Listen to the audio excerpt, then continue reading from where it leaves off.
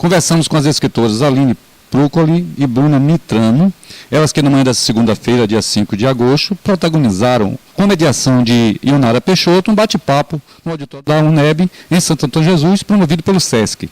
Inicialmente, Aline, qual a temática enfocada e até que ponto essa abordagem contribui para a escrita e, por extensão, o exercício da cidadania? Bom, foram várias temáticas, na verdade, né? A violência em todas as suas possibilidades, a violência ao corpo da mulher, né? As violências simbólicas, enfim, o silenciamento, o dessilenciamento, enfim, foram várias temáticas, e isso contribui diretamente com a construção de uma cidadania na medida em que o sujeito ele está numa sociedade, está no mundo, e ele precisa dialogar, se expressar, ter direito à fala, ter direito né, questões básicas para exercer sua cidadania. Então, nós, como escritoras, falamos um pouco disso, né, do nosso papel enquanto cidadãs, e o nosso livro, ele tenta, de alguma maneira, levar para o público essa temática, acho que central, que é como ser, né, como construir a sua identidade nessa sociedade tão violenta, ainda violentamente patriarcal. Acho que essa foi. Quais as publicações de sua autoria? São 3 até agora, né? O primeiro livro, que se chama Postulâncias, Menina Bruta, que foi o mais comentado hoje nesse evento. O segundo livro, Temporária, que é ganhador do Prêmio Secult Espírito Santo, na categoria Autor Estreante. E o Anatomia, que é um livro corpo, que foi lançado também em 2018. Ok, conversando também com Bruna. Bruna, quais os pressupostos que devem embasar a poesia panfletária e de denúncias no ser de uma sociedade plural, todavia, infelizmente, eivada de preconceitos? Bom, eu acho que pensar a poesia panfletária, antes de tudo, é pensar a liberdade. Porque a gente tem uma academia que dá o aval, que determina o que é a literatura, o que é a poesia boa, o que é a poesia ruim. E essa academia diz que existe uma literatura engajada, ou seja, há um consenso que a escrita ela pode ter um engajamento político, mas que ela não deve ser panfletária, porque a literatura panfletária é considerada uma literatura menor. Eu acho que os grupos socialmente vulneráveis, eles têm a opção, não é uma obrigação, a literatura panfletária você escolhe, eu fiz essa escolha, eles podem colocar ali, eu acho que todo o tipo de, a gente tem aí questões gravíssimas sendo discutidas, como homofobia, lesbofobia, racismo, pobrefobia, e tudo isso eu acho que a literatura panfletária pode e deve abarcar no momento que ela se considera, ela toma para si esse, digamos, rótulo, não gosto dessa palavra, mas é isso.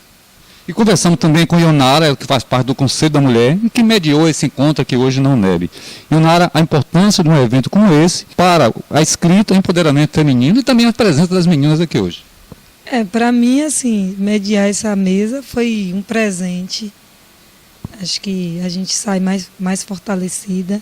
Interessante que o público, a maioria foi de mulheres. Então a gente está precisando ouvir. Essas 2 mulheres, elas trazem em suas obras uma história de resistência, de violência, mas de resistência ao mesmo tempo.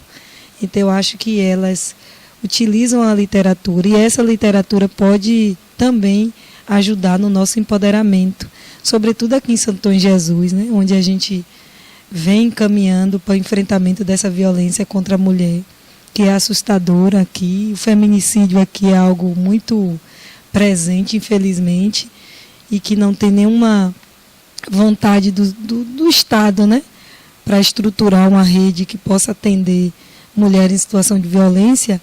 Então, acho que a gente acaba se acalmando mais na literatura delas, né?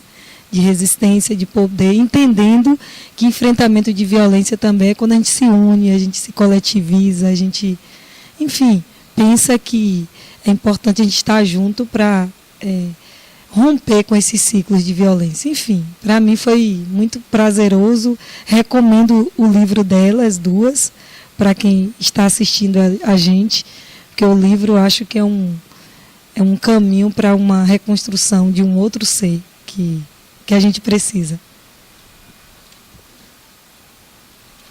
Aline, a importância da Lei Maria da Penha para a paulatina diminuição de índices de violência contra a mulher. Completamente necessária, né? Mas a gente não pode esquecer que essa lei ela não tem que permanecer como uma espécie de anexo da nossa lei civil maior, né? Para inclusive não fazer com que essas mulheres permaneçam numa situação de marginalidade, né? Então é importantíssimo, mas a gente tem que desconstruir inclusive isso, né? Como uma espécie de lei específica para como se fosse um nicho, né? Menor que está em situação de vulnerabilidade e não vai sair dessa condição. A gente tem que pensar em ampliar essa lei para outras, inclusive outras, né, vulnerabilidades, que não é o caso apenas da mulher, né, da mulher casada, inclusive, né, que está no âmbito privado, sofrendo violência doméstica, né, e então ampliar essa lei até que ela se torne parte integrante, completamente integrante da nossa lei civil comum, digamos assim, né. Mas é claro, importantíssimo, fundamental. Bruna, por que você acredita que a educação fora da sala de aula também é construtivista? Também, sem dúvida. Isso Paulo Freire também acreditava. Bom, eu acho que, primeiramente, eu defendo a universidade pública. Claro, né, a gente está aí numa dificuldade muito grande, eu estou em defesa da universidade pública, mas eu vejo a universidade como instituição pesquisadora ainda fechada em si mesmo. O que acontece?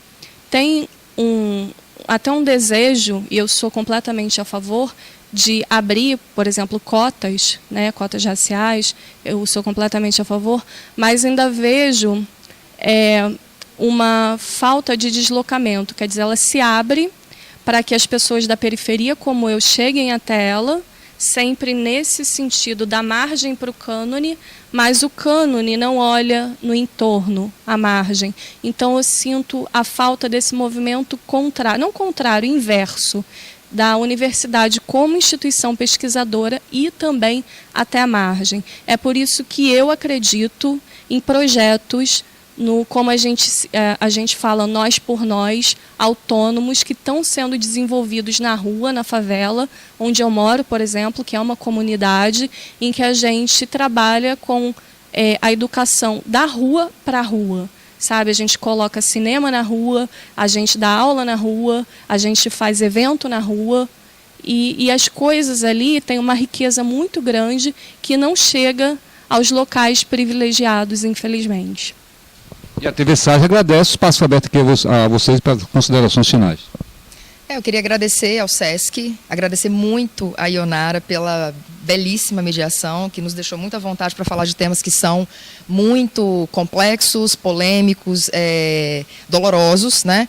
Então, assim, muito obrigado pela oportunidade da fala, pela oportunidade da escuta, da troca, do diálogo, e por nos deixar à vontade nesse lugar, né, falando a respeito de assuntos tão complicados. É isso. Muito, muito, muito obrigada. Também a minha parceira, Bruna.